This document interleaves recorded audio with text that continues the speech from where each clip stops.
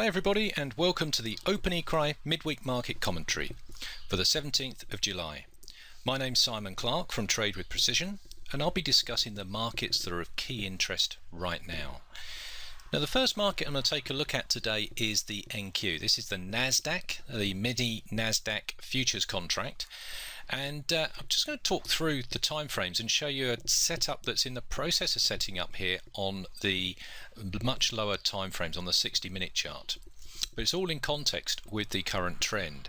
So if we take a look here at the monthly chart to begin with, we can see here on the monthly chart that this market's been in a lovely uptrend for some time. Certainly at the moment, we're very bullish candle punching up through the 3000 level. Got all of our sort of moving averages in the right order, and we've got lovely convergence here on the indicators too. So monthly looking very strong. If we come down to the weekly chart, we can see very similar situation here on the weekly chart. So just taking a look here, we can see that we've got all the moving averages in the right order now. In fact, a couple of weeks ago we actually had a nice trend flow opportunity here on the weekly. Bullish candle in the buy zone, broken up through it, and the market rallied to make new highs. We've got nice convergence here on the indicators too. Coming down to the daily chart, we can see price action again. So we've had a bit of this pullback. Now this pullback here was this pullback that we had on the weekly chart, just back into the buy zone.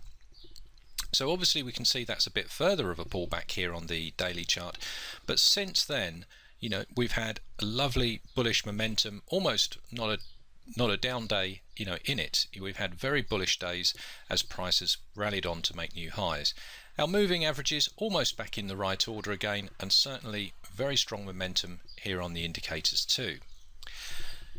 The same story here when we come down to the 480 level, the 8-hour chart, and we can see again very bullish momentum. Price became a little bit overextended from the moving averages back here a little while ago. Now we've just sort of drifted fairly without too much movement, but we've drifted sideways into the averages, and at the moment we've now got small bullish candles right there in the buy zone, and just nice agreement here with the indicators too.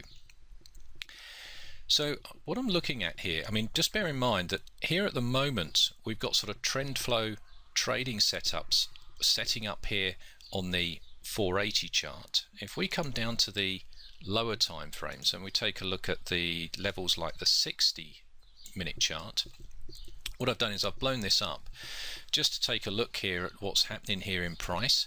Now we've actually got a level that's forming here in this price action. It's around sort of 3075, so just above that sort of 3000 level, and you can see that price action's come up. It's tested this area several times. We've punched through it a couple of times here but been unable to close above it.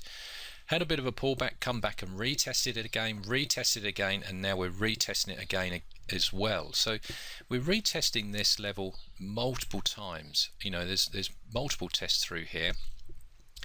Now the indicators have bunched up as price is compressing up against this level on this time frame, and in fact on this time frame we've had a bit of weakening sort of divergence here on the indicators, but this is now starting to turn around. This is flattening out and starting to turn around, and we've got higher lows here on our RSI. So what I'm doing is I'm looking at this and keeping a close eye on this for potential trading opportunities above this flat level. If price breaks above this level, we've not only got potential of momentum breakout opportunities here, but also trend flow trading opportunities on those slightly higher time frames. Now the next market I'm taking a look at here is the Australian dollar against the Japanese yen. Now this has got some rather interesting analysis across multiple time frames. So if we start with the monthly chart here, and if I just zoom this up and you can get some perspective here. Recently price action's been in an uptrend here. We've had a big powerful move, tested 105, and now price has pulled back to this 90 level, and you can see I've marked this 90 level in here, and you can see how many times this level has been support and resistance a number of times. Most recently we've had this pullback.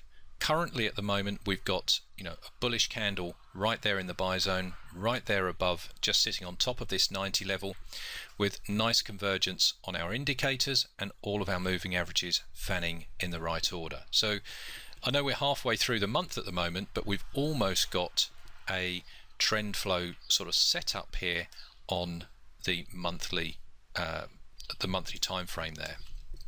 Now if we take a look at this analysis now and just drill it down the time frames, we can start to see a bit more detail here. So we can see how many times, you know, this 90 level, we know this has been significant support and resistance.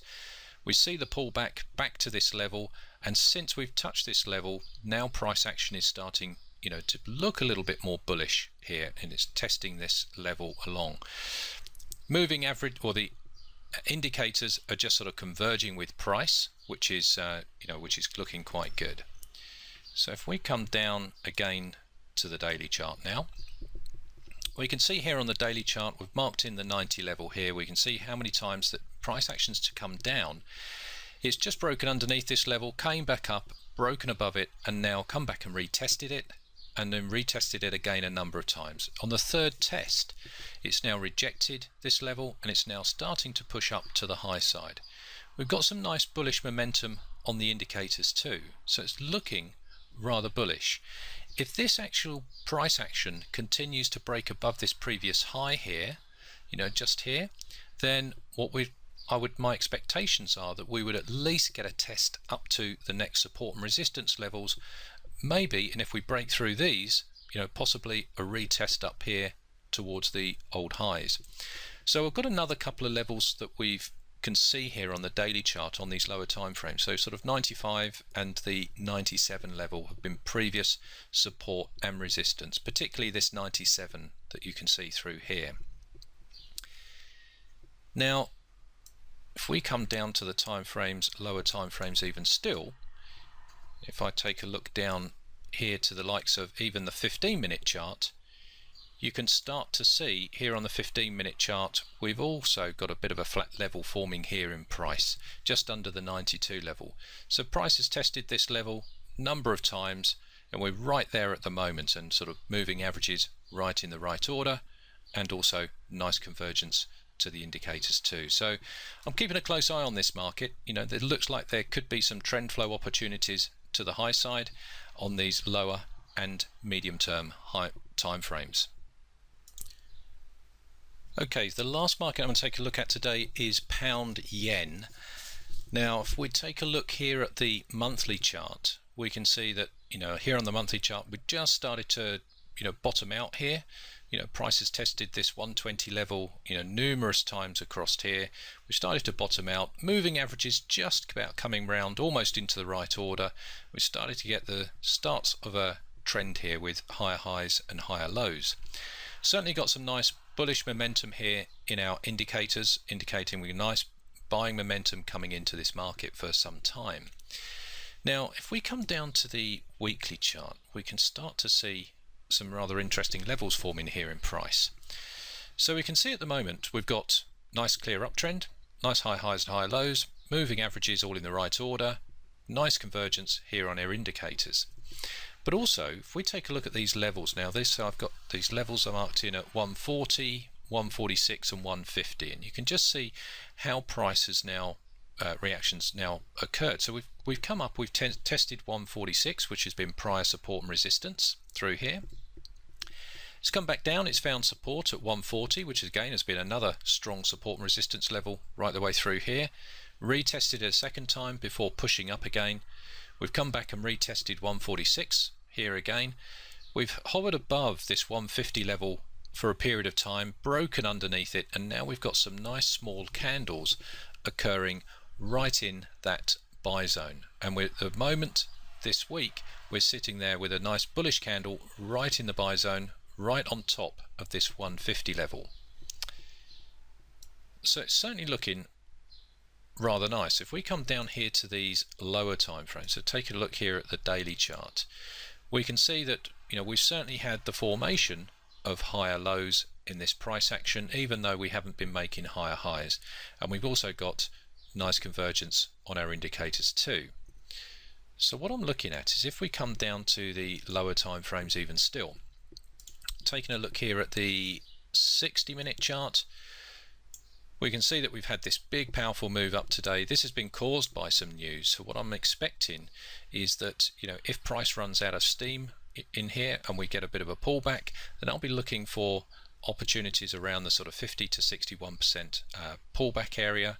That happens to cluster with the sort of buy zones at the moment, which is looking rather nice, but certainly looking very bullish action there. Alternatively, I'm just keeping an eye on these lower time frames as well. You can see here I've got the 30-minute and the 15-minute. You can see, as price is trending higher, you're looking for a sort of pullback. We may well get some trend flow opportunities on these lower time frames too. So that concludes the midweek market outlook and potential trading opportunities to look out for. I'd like to thank you for watching the Open Cry midweek market commentary and look forward to speaking to you next week. Bye for now.